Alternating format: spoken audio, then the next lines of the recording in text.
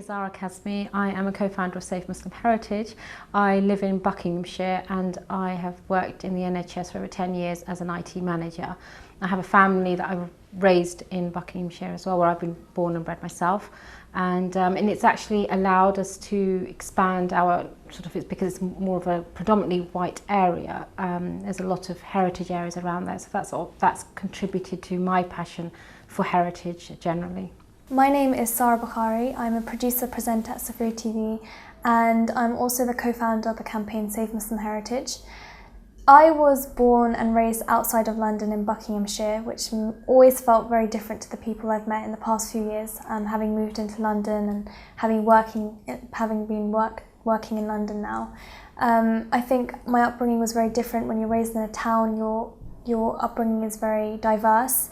You are around people who aren't so much from your culture, they're from different religions, different backgrounds.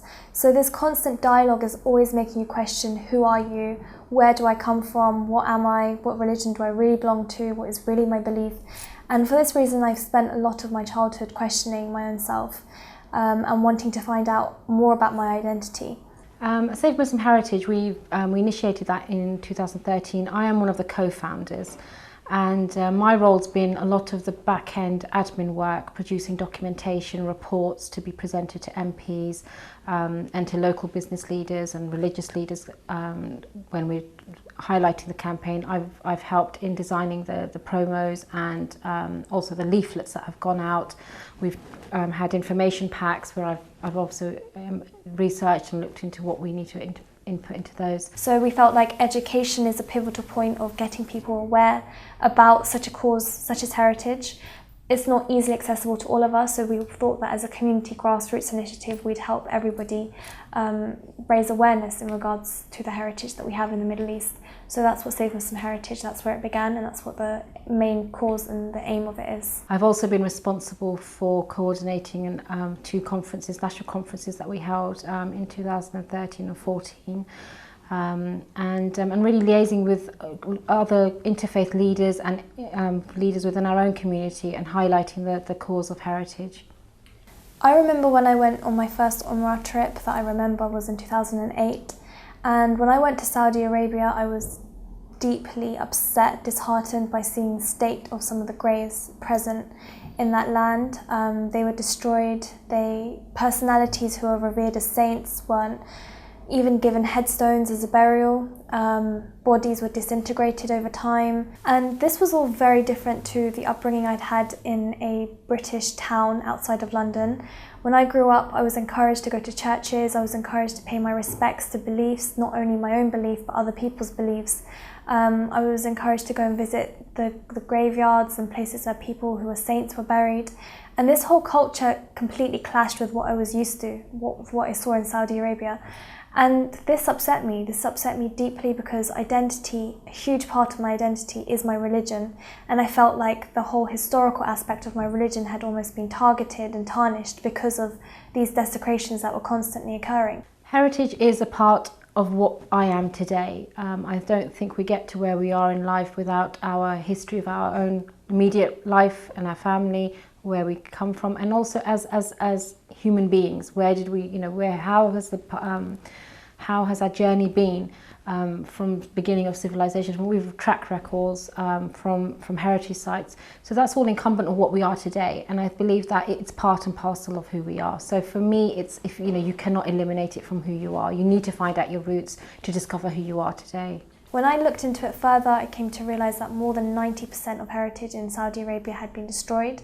And this was just literally in the past few decades, which means that we are literally in the era right now living through history where history is being destroyed. This ultimately gave me this sort of passion. It kind of kindled a fire within me to realize that every one of us is responsible, because in the end of the day the pages of history are being written. We're living in that time. If we don't do something about this, who's going to do it? We've gone down the route of lobbying MPs, of even getting this highlighted, this issue of Muslim heritage being destroyed, to the UN. We've had tremendous support, and we're constantly looking at ways as a grassroots campaign to reach out to people, for them to understand and relate to heritage in their own life. So obviously residing in the UK, we're looking at how, I mean, I've grown up, schooled here, I'm born in the UK. You know that you're encouraged to visit churches and places of history from a young age. So to be able to relate that to how we preserve, unfortunately in the Middle East at the moment where our heritage is mostly, where it's being destroyed, and looking at how in the British Isles we've managed to preserve it, certainly at this era. I know they've had their own history of destruction, but it's fascinating to look at places. I've personally been to various places up north with over 1,000-year-old monasteries that I personally love. So it's really bringing that into the campaign of comparing what's happening here in the UK, what we have, and then also seeing how we're as Muslims, we are dealing with the issue of heritage and preserving and not preserving so well at the moment. Some people think it's just, oh, it's history. Oh, if you're interested in history and you're interested in architecture or heritage, then heritage is for you, or you can get interested in trying to preserve heritage. But when you really look back into it and you look at verses from the Quran also, which say, travel in the land, look at those who came before you, the people who came before you were a lesson to you, and see and learn from them how you're supposed to be. How am I supposed to know who I am without knowing who came before me and knowing the people who came before me to teach me who I am going to be today with the eternal values? So heritage really is a preservation of identity, core values, morality. It all stems from heritage, and I think for that reason heritage is a crucial part of civilization.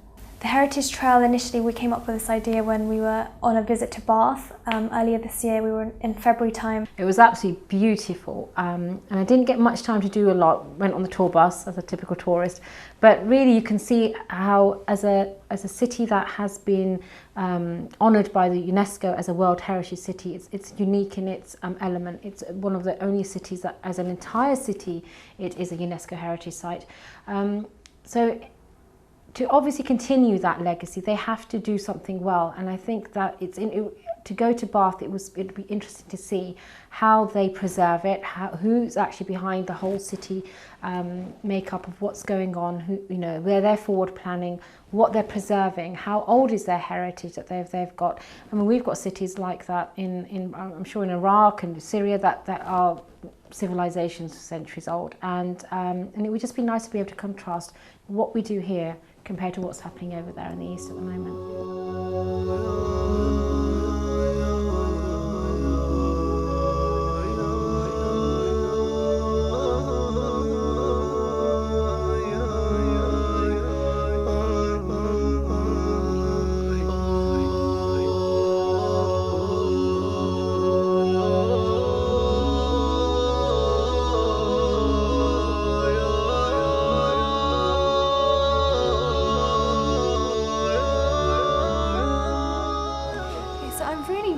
Fascinated by the archaeological factor here, and particularly the floor, because you were saying that it's still the very same floor from 2,000 years ago and it's still being preserved. So how do you think, do you think it's always going to stay this way? Are they going to try to preserve it further, or how do you think the future of this is going to be? Yeah, obviously we've got the actual flooring just on the other side, and that's the secondary flooring that would have been put onto this site. Now, when the roof fell through, it actually destroyed quite a bit of the floor here, because the floor just over there would have been filling the whole of this site.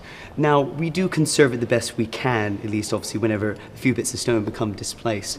They are originally obviously put back with some mortar and everything in that. But I think it's just over time we just have to preserve that as much as we can.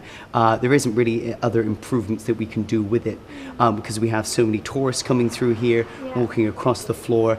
I mean, it's an inconvenience, of course, but it's obviously giving everyone that kind of experience, exactly what the Romans would have been doing. How many people do you have visiting this site every year? Every year we have around 1 million people come through the site, give or take. So there's a lot of people coming through. And you can imagine the floor takes quite a bit of that impact from tourists. So do you think, in terms of the future and in terms of, I was saying earlier, in certain cities and countries they have glazing over the floor. Is there a particular team that's very focused on preserving this heritage, or is it just as over time, you see what happens with it? Yeah, I mean, we do have a conservation team, obviously making sure that if there's any damaging parts of the whole site, for example, if any bits of the slabs of stone or anything off the flooring ends up becoming loose or anything, we do have a team to obviously put that back and repair that the best they can.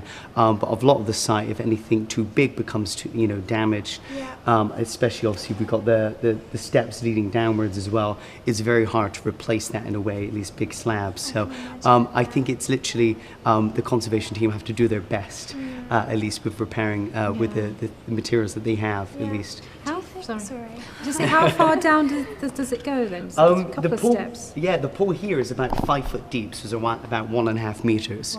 Wow. So it's very, very shallow because the Romans would have been swimming up and down. They would have been sitting on the side of the bath, enjoying some of the luxuries, buying some food. What would it have looked like back then when they built it? So when they would have built it, today we have this upper terrace, which you can see you've got the Roman emperors and rulers at the time. But this terrace wouldn't have actually been here in the Roman period. They would have actually had a vaulted roof. If you can see the housing just onto the other side, add a few meters onto that, and that would have been their roof. So it would have been very, very impressive. And it would have been a barrel vaulted roof to allow water, whenever rain would happen, it would actually roll off the side. So it was very, very excellent engineering that they would have done and architecture. So yeah, you would have had that roof on the top, and obviously over time when the Romans left, that would have been decayed and destroyed over time. And it was actually found, quite a few roof fragments that you can see around the site, just behind you, was actually found in the pool itself. So when the roof fell through. How important do you think it is for these original pieces of walls, these pillars, this floor? How important do you think it is to preserve this, and for the visitors that are coming here, for them to actually experience this? Is it a huge part of the experience as someone who sees them coming? Yeah, sorry. Yeah, it's definitely, it's a very important thing, at least for tourists. I mean, when you're coming here, obviously you're paying and obviously coming through to see the Roman baths. So it's very important to at least keep the actual architecture that the Romans would have been putting down preserved and presentable to everyone else. Especially with, obviously, you've got the plinths here to actually support the pillars. It's very important because it builds that kind of history around the site. And if everything was just reconstructed, it would lose that kind of feel, that kind of feeling that you would be experiencing here. And it's a good thing, at least when we're on our tours here on the site, it's a good thing. It kind of gives you that impact that Romans would have been here 2,000 years ago, and you're walking on the same steps and touching the same stone, exactly what they would have been doing. I mean, as soon as you walk in here, you have this feeling. You feel as if you're walking somewhere that, there were people walking through here 2,000 years ago. They had their own culture, their own heritage, their own history. And what I find really fascinating is the story in regards to how this was actually originated, formed, and the Roman baths and how it came about. So could you tell us a little about that? I mean, where did it come from? Sure, that's no problem. So there was actually a local tribe here beforehand, the Celts, and they were actually called the Debunny tribe. And obviously they were occupying this, it was very, very small village, if you think about it, very small settlement. And obviously they were used to very, very mud huts and straw housing. And they were actually worshipping a goddess here on the site, which was called Sulis. And it was a swampy area full of hot bubbling water coming up.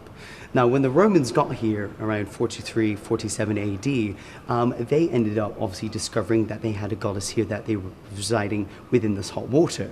So they ended up adapting that god, and they had their own god, which was very similar to Sulis, of wisdom and of health, and that was actually called Minerva. So the good thing is, obviously, a very intimidating force, a very alien force you don't expect to come to this site. And obviously when they were building, it was very nerve-wracking, you can imagine, for the locals. Would you classify it as an invasion, or was it just an integration?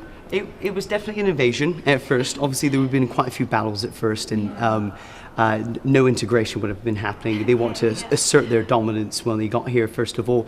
But obviously when the locals knew that they lost, then the integration process would have been happening. And that's where they combined their own god, which was Minerva, exactly the same as Sulis, of wisdom and of health, and of war, funny enough, as well. So it was very, very convenient for them. Combine them together, and that's where you get the name Sulis Minerva coming from. And that's where they would have been worshipping, having offerings, and even throwing curses into the spring here on the site as well. So was it the local leaders and the Roman leaders who'd come together and made that agreement, or was it sort of, how it just ended up happening because of the consequences of the actions that they took. Yeah, it definitely would have been. Obviously, we don't have any evidence, any obviously reports or anything from that period stating what would have gone on. Yeah. But yeah, most of the leaders of at least the locals here, would have been kind of forced into it to actually adapt to the obviously invading Romans that were coming here. So they would have come to an agreement. And funny enough, obviously, this bathing house here would have been available for Romans at least, but the locals would have been able to at least adapt and come into this pool here and enjoy some of the Roman lifestyle, even if it wasn't important to them. But in terms of how this place was sort of founded later again, and it was, you said the story behind that was quite fascinating. Could you share that with us? Yeah, brilliant. So we've actually got this housing on top of here, and the housing here used to be connected to a row of houses going over the tops of the baths. So that house up there is actually the street level in Bath today. So the housing that used to be on top of the actual baths here, one of the housing actually ended up springing a leak. Water was actually coming up through the cellars. So underneath them, they didn't realize that this water was obviously slowly rising, or there was a trap in the water that forced it up at one point. And that would have burst through their floorboards and it ended up filling up their cellars, which was obviously a bit of a problem for them. But obviously doing tests on the water and having that indication when they found this statue head on Store Street about 100 or so years before that, they obviously had the inkling, the idea that there would have been some site underneath that house. So they got permission, obviously, to take away the housing. Obviously, there would have been a bit of resistance because no one really wants to leave their housing. Took down the houses. They had, obviously, an excavation team that was bearing all the way down. And the great thing is they found the lead-lined bath first. So the original lead the Romans would align the bath with. And that's how they knew. Eventually cleared the whole site, and you see exactly what was cleared, and you can see the rest of the site that was rediscovered. I mean, I absolutely love that story, and even more so because you said there is a part of that lead pipe still here. Exactly. Right there. How old is this lead pipe, roughly? Well, the lead pipe would have been here from the actual Roman period, so it's about 2,000 years old. Which is very, very impressive. This pipe here would have actually been going down to the other rooms, so it would have been allowing the water to travel all the way down and provide the heated water for any of the other occupants to at least bathe in and enjoy. It's an absolutely amazing history. I mean, we could stand here talking about it, I think, forever. There's so much to it. So educational, and it's just fascinating to see, to relive that time period, and original stones, and the actual sites. There's an explanation. I mean, there's an explanation to everything you feel when you come into this place, and there is a very distinct atmosphere here. So thank you so much for your time. There's no problem. It's been amazing hearing about it, truly. So thank you. I'm glad you enjoyed it, ladies. Thank you.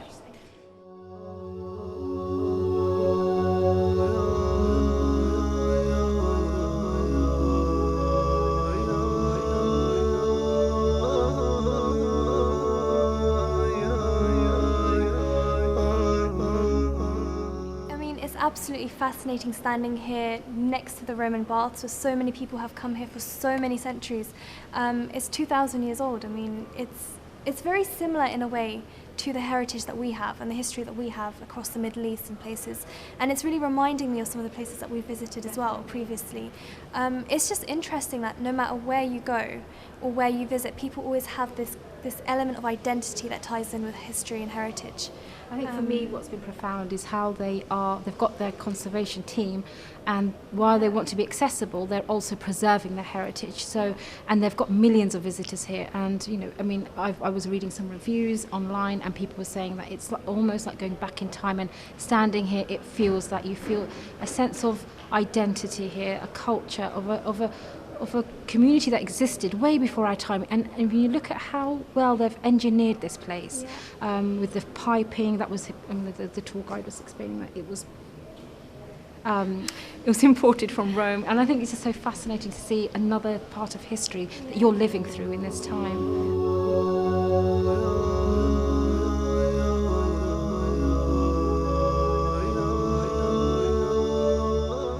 My name's Stephen Clues, and I'm the manager of the Roman Baths. That means that I'm responsible for quite a lot of what goes on here.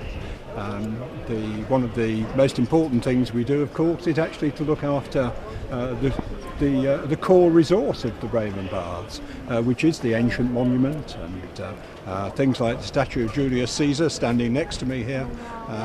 In doing that work, we do it with the longer term in mind.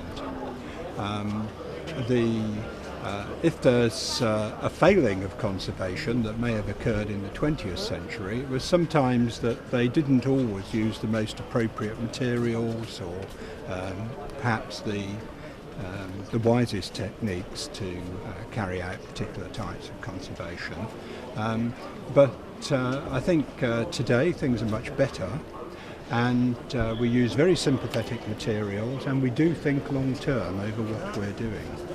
So, for instance, taking Julius Caesar as a case point, about 7 or 8 years ago, he was given a protective shelter coat.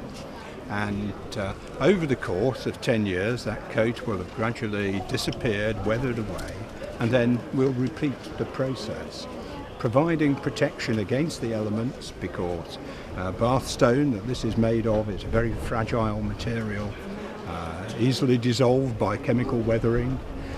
Acid rain wouldn't be good news for bath stone. So providing shelter coating is a way of protecting it for the long term.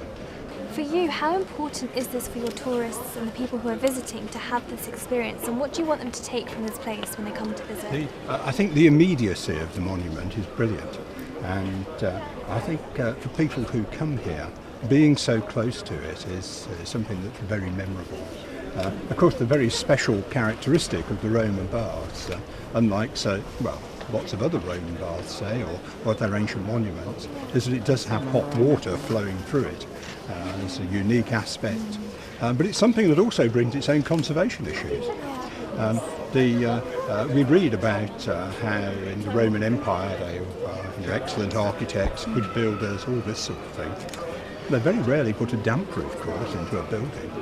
So one of the consequences of that is that in carrying out conservation work, we actually have to deal sometimes with the deficiencies of the original builders. Of course, today you would put a damp-proof course in and you wouldn't have problems with rising damp or salt and so on. And so our conservation management here does address those kind of issues as well. And it's done on a regular basis, but a small-scale intervention. We're not here only to conserve the monument, we're also here so that people who come to see it can benefit from it and enjoy it. And we also need to make sufficient money to pay for all this. Of course, conservation isn't free.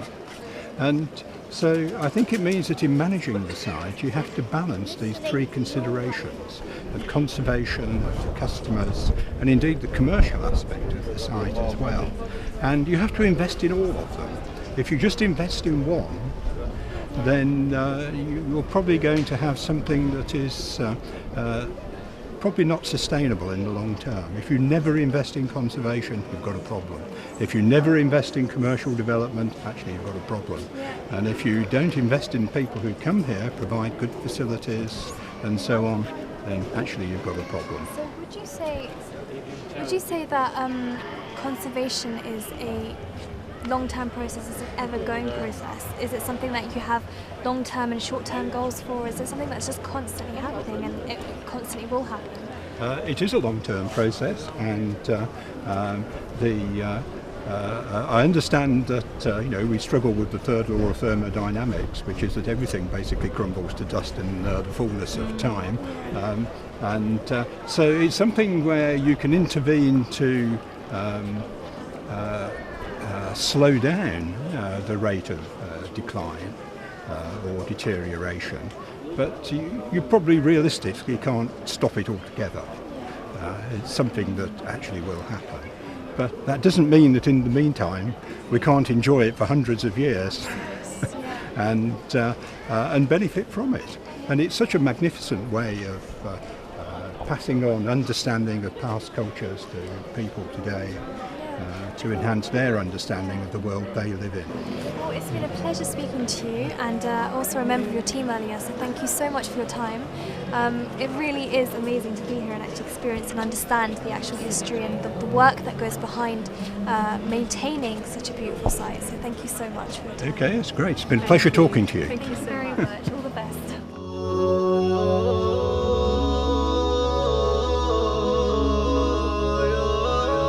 Today we've witnessed a lot of inspirational work carried out by locals in this community who've really taken it upon their own shoulders to preserve the heritage. So we're just going to have a recap now of the sort of experiences we've had today. I mean, it's been a really, really long day. How have you found it? I've seen quite a few pictures of the baths. I've seen people visiting. It's a completely different experience actually coming. And we often say that when you visit places, but today I walked down steps to the lower terrace and I literally gasped that it was so beautiful, and I felt like I was treading back in time, that the Romans were here, this is what they built, their engineering intelligence was inspiring, and to relive what they had created 2,000 years ago with the lead pipes and the mechanisms. I think it's something that, there's so much from in today's, generations we can learn from, and it's an honour for us to be able to live through that. So I couldn't actually believe they let us walk on the floor that's 2,000 years old, because a lot of heritage sites you go to, and they said that is very rare and distinct for their site, is that it's all normally cordoned off. You can't really access it, like it's not open for the public, or you have to have special access, and that is also the case in many of the Middle Eastern countries as well, where we have our heritage. But it was quite fascinating, the fact that it was literally there. It wasn't glazed over like in Safa al-Marwa in Mecca. It was just there for you to step on and for you to admire and see the lead pipe from the Romans, and it was so alive. Yeah. It was so connecting to a history that a lot of people find their identity in, and I think seeing that is admirable. I mean, it's something that I felt was very inspiring. I was actually thinking of the mountain in Mecca when we go for Umrah, Ziyarah, Safa Marwa, when in particular downstairs in the bath, Roman baths, they had the stone originating from 2,000 years ago, and they kept mentioning, the speakers kept mentioning about ensuring that they had the accessibility, so people could actually walk on the same places, and they had to measure that against preserving it, but they didn't want people just to have to look and not touch. And I was thinking, when I looked at the stones and they said that these are the origin of the building that they had and the Romans had developed there, that they hadn't glazed over this awful tar. It was the original piece. They really care. They really do, and we're walking on it. So I just think, are there better ways that we could be doing things in the Middle East, where we have millions of visitors, by all means, but look at how we've progressed in these countries to take that knowledge. And we have, they're lacking finances here. They're saying, we hope that people can help us preserve our heritage.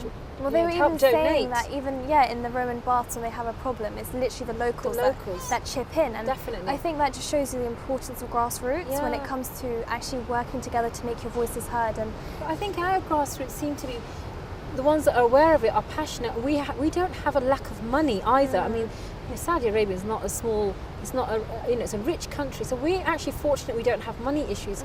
But it is I think the intellect behind preserving and the intelligence behind understanding that cultural heritage belongs to generations before, present and future. So that's all from us today here from the city of Bath, a World Heritage Site, a city that is founded on its principle to respect and preserve heritage that many of the locals here truly believe in and really have taken it upon themselves to preserve the heritage of this place. It's been a fascinating journey today. I myself have discovered much about the city and much about the principles of heritage that are core to the humanitarian principles of every individual from various backgrounds and various religions and various creeds. So today it's been an honour to be here in the city of Bath with the most hospitable people who've welcomed us into their city, and we're very grateful to have had the opportunity to be here. That's all from us today. You've been watching The Heritage Trail. Join us again next week for another episode.